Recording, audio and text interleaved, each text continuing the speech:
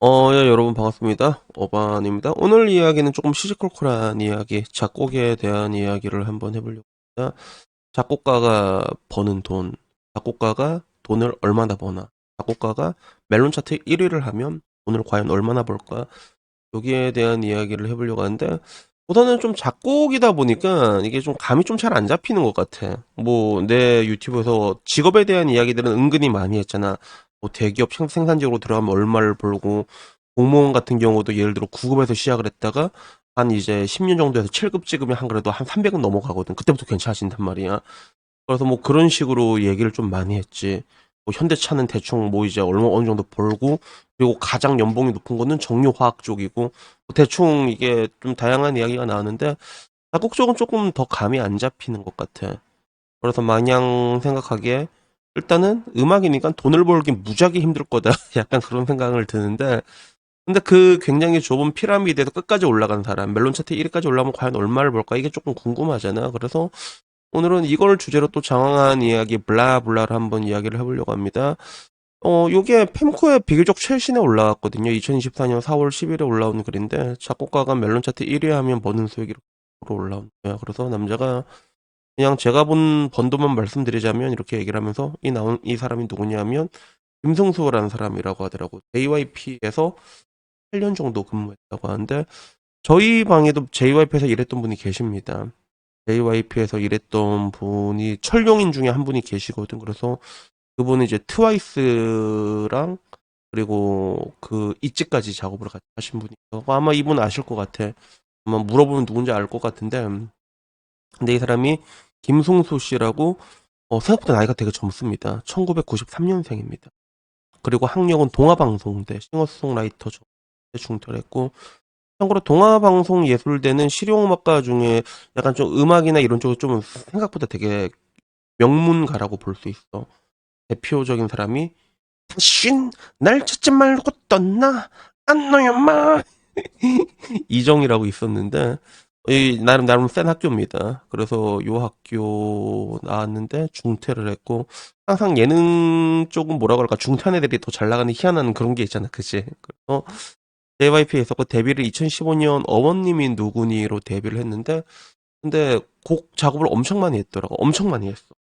진짜 많이 했어. 2015년 어머님 누구님부터 시작해서 2PM의 이진아, 정승환, 아이오아이, 뭐 수지, 트와이스, 시그널도 있고 그 2020년인 지금도 뭐 반광옥, 희형제 누구지? 이름 들어본 것 같은데 신용재, 황치열에 진짜 많아. 왕성하게 작업하고 있는데 근데 그 중에서 확 떴다는 느낌은 우리가 지금 눈에 보이는 게 그 어머님이 누구니하고 아이오아이 너무너무너무하고 그리고 트와이스 시그널이 보인다. 그지? 요 정도가 엄청 떴잖아. 그래서 여기 인터뷰를 보니까 자기가 얘기해도 시그널이랑 아이오아이의 너무너무너무 이게 다 멜론 1위를 찍었다고 하더라고. 그래서 이렇게 찍어서 돈을 얼만큼 벌었습니까? 라고 물어보니까 벤츠 한 S클래스 정도를 일시불로 살 정도로 벌었다.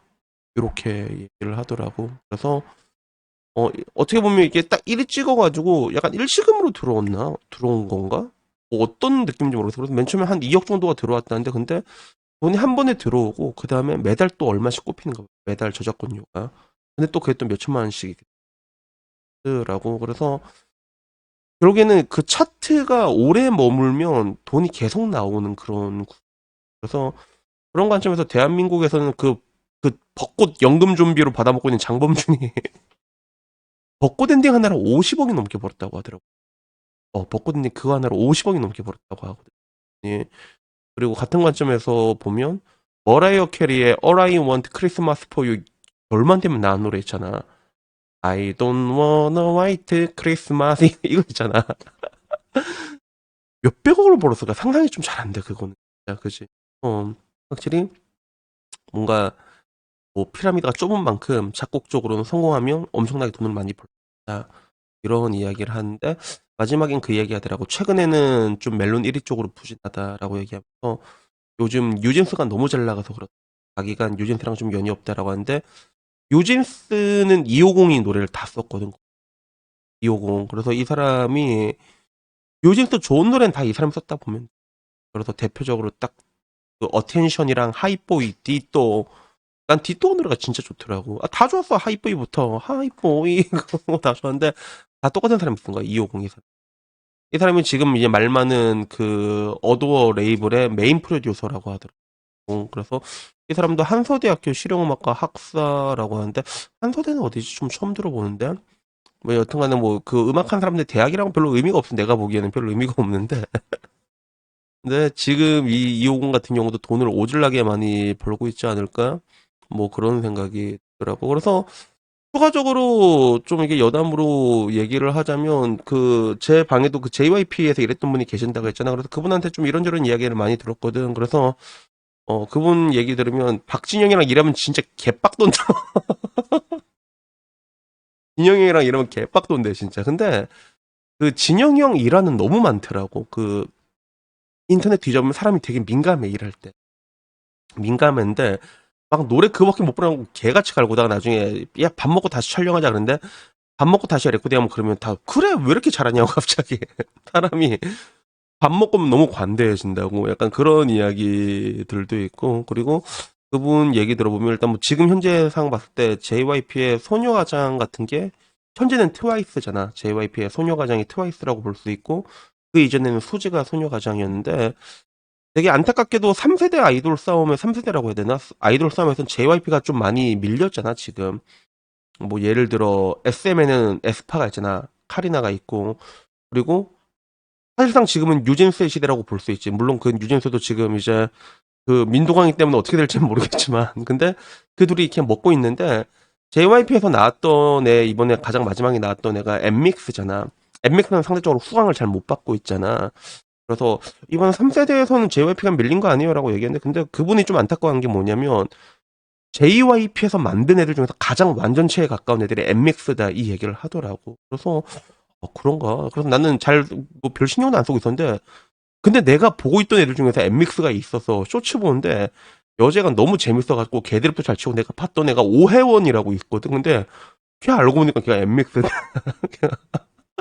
아니 오해원 쳐봐 존내 재밌어 애가 개드립도 잘 치고 막 그게 뭐 예능감도 좋고 그래서 봤는데 나는 약간 좀 약간 개그 캔 줄 알았거든 한편으로는 얘가 뭐 하는 애인가 싶었는데 알고 보니까 걔가 엠믹스라고 하도 그래가지고 뭐 지금 와서는 좀 약간 3세대 싸움에서 좀 밀린 느낌이 있는데 근데 그분이 말한 것처럼 엠믹스가 완전체에 가까운 그룹이라면 괜찮은 곡만 받으면 또 이게 빵 뜨지 않을까 뭐 그런 생각이 드는데 근데 문제는 이게 좀 약간 시스템이 약간 좀 특이한 게 JYP하고 하이브하고 보면 하이브는 굉장히 많은 이제 자회사들 있잖아. 멀티레이블 구조로 가는 거잖아. 그래서 서로 경쟁하는 구조로 가는데 JYP 같은 경우는 이게 모든 게 JYP의 승리 떨어져야지 갈 수 있는 그런 구조로 돼 있다고 하더라고.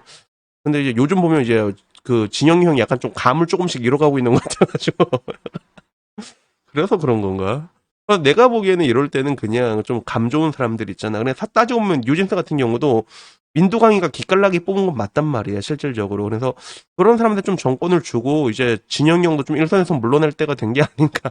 약간 뭐 그런 생각이 뭐 문득 들더라고. 그래서 여튼 뭐 오늘 이야기는 뭐 별거 아니라 그냥 작곡 이야기 오랜만에 이렇게 나와서 보는데 좀 재밌어가지고 여기에 대해서 한번 얘기를 해봤고 뭐든지 그런 것 같아. 뭔가 좀 이게 유튜브도 그렇잖아. 누구나 할 수 있는 일들은 어떻게 보면 더 빡신 게 있어. 경쟁이 더 빡신 게 있고, 마찬가지로 작곡 같은 경우는 작곡도 뭐 누구나 할 수 있겠지, 그지? 근데 씨발, 피라미드가 요렇단 말이야. 요렇게 된 만큼 그만큼 리페이가 돌아온 건 당연한 게 아닌가. 그래서 실제로 한국 음반이랑 외국 음반 시장이 완전 다르잖아. 그래서 외국에서는 곡 한 번 성공하면 들어온 돈이 그냥 진짜 말도 안 되는 규모로.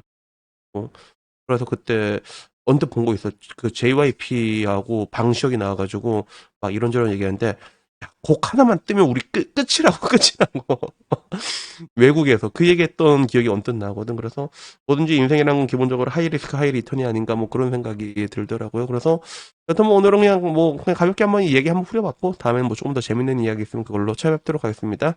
이상입니다. 감사합니다. 야옹.